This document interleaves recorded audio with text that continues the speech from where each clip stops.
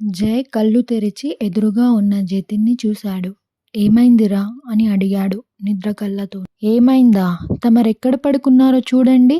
మేమక్కడ మూలకి ముడుచుకొని పడుకుంటే మీరేమో ఎంచక్కా గర్ల్స్ రూంలో ముచ్చట్లాడుకుంటూ పడుకున్నారా? అని అన్నాడు జతిన్ కోపంగా చూస్తూ. అప్పుడు గుర్తుకొచ్చింది జయ్కి. రాత్రి తను, రాకేష్ బుడ్డిదాని ఏడుపు విని ఈ రూంలోకి వచ్చారని. బెడ్ మీద నుంచి లేవడానికి ప్రయత్నించాడు జయ్. జనని కాలు చేయి వేసుకుని పడుకోవడంతో ఒక్కసారిగా లేవలేకపోయాడు. జయ్ మెల్లగా జనని కాలు తీశాడు.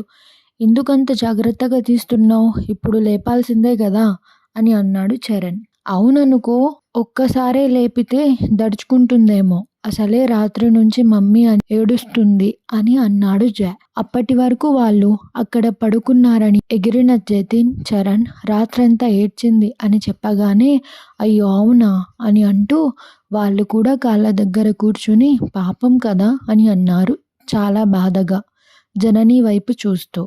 అందరూ మళ్ళీ రొటీన్ లాగే లేచి పనులు ముగించుకున్నారు. స్నానాలు చేసేసి బ్రేక్ఫాస్ట్ చేసి క్లాస్లోకి వెళ్ళగానే ఇద్దరిని కలిపేశారు. అదేంటి ఇప్పుడిక్కడ మేమేం చేయాలి అని అడిగాడు ఆశ్చర్యంగా. ఏం చేయాలి అంటే సింగింగ్ వాళ్ళు డాన్సింగ్ నేర్చుకోండి, డాన్సింగ్ వాళ్ళు సింగింగ్ ప్రాక్టీస్ చేయండి అని స్టాఫ్ చెప్పడంతో వాళ్లకు ఏమీ అర్థం కాక ఒకరి మొహాలు ఒకరు చూసుకున్నారు. నేను పాడటం ఏంటి బాబోయ్! ఒక్కసారి మా అమ్మ కొట్టుకి పంపిస్తే తిరిగి వస్తూ అప్పట్లో రిలీజ్ అయిన సినిమాలోని పాట పాడుకుంటూ వచ్చా అంతే. అక్కడున్న ఊర కుక్కకి కాలి నన్ను వీధులన్నీ పరిగెత్తించింది. దాంతో బుద్ధొచ్చి నేను బాత్రూంలో కూడా పాడటం మానేశాను అని అన్నాడు జతిన్. దాంతో అక్కడున్న వాళ్ళందరూ ఒక్కసారిగా పగలబడి నవ్వారు. స్టాఫ్ కూడా కొంచెం సేపు నవ్వి పర్వాలేదు, మేమలా పరిగెత్తించములే, ఎలా పాడినా వింటాము అని అన్నారు. దేవుడా, ఈ డాన్స్ని ఎలాగోలా వదిలించుకున్నానులే అనుకుంటే మళ్ళీ తగులుకుందిగా అని తిట్టుకున్నాడు జయ్. జనని మిగిలిన వాళ్ళది కూడా సేమ్ ఫీలింగ్.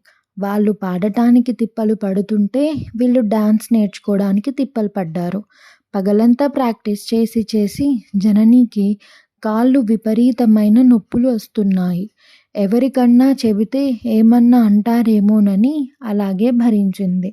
కొద్ది కొద్దిగా అందరూ అక్కడి రూల్స్కి అలవాటు పడుతూ సింగింగ్, డాన్సింగ్ నేర్చుకుంటున్నారు. వీళ్ళు 8 మందిని ఒక టీం చేసి ఒక గ్రూప్ని ఫామ్ చేసి 8DS పేరు పెట్టారు. వాళ్ళ ప్రొడక్షన్ ప్రతిభ ఎంటర్టైన్మెంట్ నుంచి 8DSని లాంచ్ చేయాలని నిర్ణయించుకున్నారు. సంవత్సరం కఠోర శ్రమ తర్వాత ఆ రోజులు దగ్గరకు వచ్చాయి.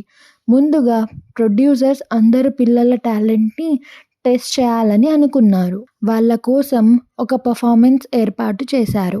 అందరూ రెడీ అయ్యి పర్ఫార్మెన్స్ని ఇవ్వడం మొదలుపెట్టారు. కొత్త కావడంతో అందరికీ టెన్షన్గా ఉంది. ఊపిరి తీసుకోవడం కూడా కష్టంగా ఉంది. టెన్షన్లో మిస్టేక్స్ జరిగిపోతున్నాయి. ట్రైనర్స్ కూల్గా ఉండమని చెప్తూనే ఉన్నారు. కానీ వాళ్ళకి మాత్రం టెన్షన్ వచ్చేసి మిస్టేక్స్ జరిగిపోతున్నాయి. జననిని సెంటర్లో ఉంచి మిగిలిన వాళ్ళు ప్లేస్లు మారుతూ ఏదో అయిందనిపించారు. జనని అయితే భయమో సిగ్గో చాలాసేపు పాటని స్టార్ట్ చేయలేదు. చివరికి ఎలాగో ఎత్తుకునేసరికి అప్పటికి జరగాల్సిన నష్టం అంతా జరిగిపోయింది. వాళ్ళ పర్ఫార్మెన్స్ ప్రొడ్యూసర్స్ అంటే ఎవరో కాదు, కంపెనీ ఓనర్స్ కూడా ఉన్నారు. అంతగా నచ్చకపోవడంతో పెదవి విరిచేశారు. ట్రైనర్స్ కూడా వీళ్ళ పర్ఫార్మెన్స్ చూసి చాలా కోపడ్డారు. ఆ రోజు అందరి తిట్లతో ఎవరు భోజనం కూడా చేయలేదు. గర్ల్స్ మొహాలైతే ఏడ్చి ఏడ్చి వాచిపోయాయి. ఆ తిట్లు విని అందరూ చాలా బాధపడ్డారు. మరుసటి రోజు రోజుటిలాగే లేచి ట్రైనింగ్కి వెళ్ళారు. కానీ ఎవరు సరిగ్గా పలకరించకపోయేసరికి అందరూ దిగులుగా కూర్చున్నారు. అప్పుడు వచ్చాడు ప్రదీప్. అందరూ మీ మీద చాలా కోపంగా ఉన్నారు తెలుసా అని అడిగాడు. అందరూ తల వంచుకొని నిలబడ్డారు. నేను కూడా కోపంగా ఉన్నాను అన్నాడు ప్రదీప్. సారీ సార్ అన్నారు అందరూ ఒకేసారి. మీ సారీ కోసం నేను ఇక్కడికి రాలేదు. మీరు చేసిన పొరపాట్లకి ఇప్పుడు కంపెనీలో మిగిలిన ప్రొడ్యూసర్స్, మిగిలిన పార్ట్నర్స్ చాలా అనుమానంగా ఉన్నారు. మీ మీద ఇన్వెస్ట్ చేస్తే నష్టాలు వస్తాయని. వాళ్ళ అభిప్రాయం అని అన్నాడు ప్రదీప్. నో సార్, ఇంకొక అవకాశం ఇవ్వండి. ఈసారి ఎలాంటి తప్పులు చెయ్యం అని అన్నారు అందరూ. రిక్వెస్ట్ చేశారు అనే దానికంటే కాళ్ళు పట్టుకున్నంత పని చేశారు అనడం బాగుంటుందేమో. దానితో ఆయన అందరినీ కూర్చోబెట్టి పరిస్థితులని ఎలా చక్కదిద్దుకోవాలో వివరించి చెప్పాడు.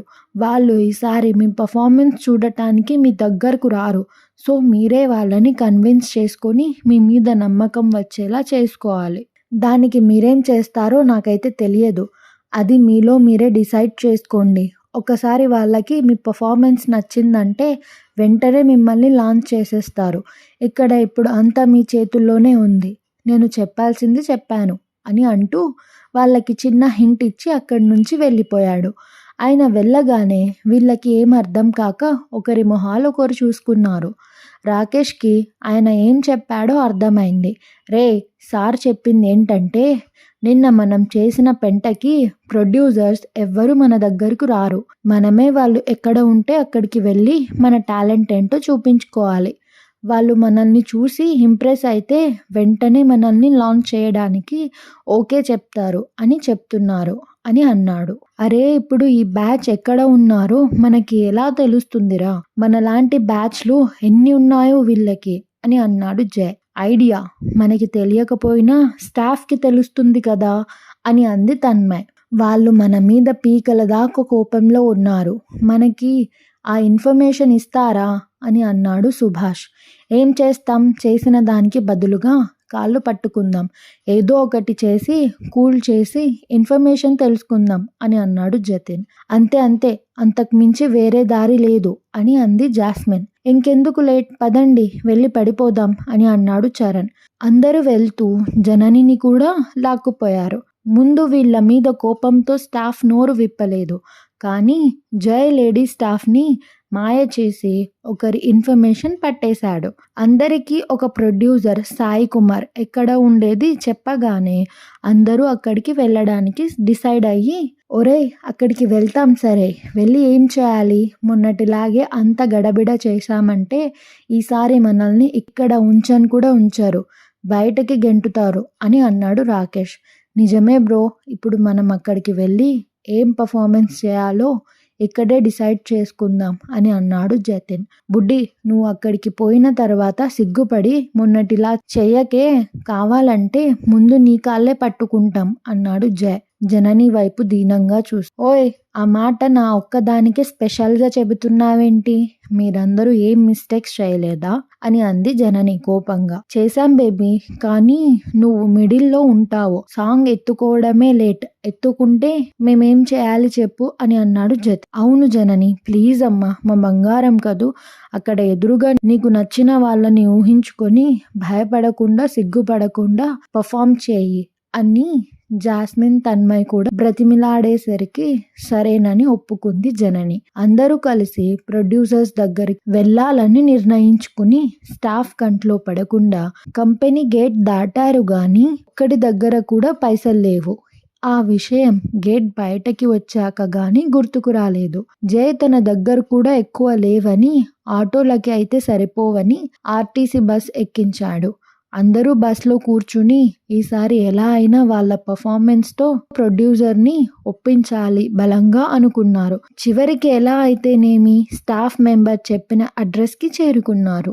వీళ్ళని సెక్యూరిటీ లోపలికి పంపకపోయేసరికి తన్మయ్, జాస్మిన్ వాళ్ళని మాటల్లో పెట్టి జయ్ వాళ్ళ వైపు చూసి లోపలికి వెళ్ళమన్నట్లుగా సైగ చేశారు. అది గమనించిన వాళ్ళు జననిని తీసుకుని చడి చప్పుడు కాకుండా లోపలకు చక్కేశారు. వాళ్ళు వెళ్ళిపోయారని కన్ఫర్మ్ చేసుకున్న తర్వాత వాళ్ళని బురిడి కొట్టించి వీళ్ళు కూడా లోపలికి వచ్చారు.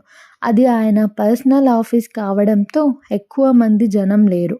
కానీ వీళ్ళని చూసి ఆయన ఆశ్చర్యపోయి, మీరు ఈ టైంలో ఇక్కడున్నారేంటని అడిగాడు. సార్, నిన్న మా వల్ల చాలా పొరపాట్లు జరిగాయి. ఇంకో అవకాశం ఇవ్వండి సార్, మమ్మల్ని మేము ప్రూవ్ చేసుకుంటాము అని కాళ్ళ వేళ్ళ పడి బ్రతిమిలాడారు. ఆయన వీళ్ళ మాట ససేమిరా వినకుండా సెక్యూరిటీని పిలిపించి బయటకు గెంటించడమే కాకుండా కంపెనీకి ఫోన్ చేసి స్టాఫ్ని నానా తిట్లు తిట్టాడు. అంతేకాకుండా తోసేయడానికి ముందు అవకాశం ఇచ్చినప్పుడు సద్వినియోగం చేసుకునేవాడే జీవితంలో పైకి వస్తాడు. నిన్న మీరు ఆ అవకాశాన్ని పోగొట్టుకున్నారు. ఇప్పుడు తిరిగి ఆ అవకాశం అంత తేలిగ్గా దొరకదు. ఈజీగా దొరికే వాటిని మనిషి లెక్క చేయడు. అందుకే మీకు ఈరోజు ఈ పరిస్థితి వచ్చింది అంటూ వీళ్ళని కూడా నానా మాటలు అన్న తర్వాత బయటికి గెంటేశారు. అందరూ ఒక దెబ్బకి వచ్చి గేట్ బయట పడ్డారు. వీళ్ళు ఆ ప్రొడ్యూసర్‌ని ఎలా కన్విన్స్ చేస్తారో, అసలు వీళ్ళు కన్విన్స్ చేయగలుగుతారా? లేకపోతే కామ్‌గా వెళ్ళిపోతారా? అని తెలుసుకుందాం ఎపిసోడ్ 7లో. వేచి ఉండండి. Wait for episode 7. Thanks for watching.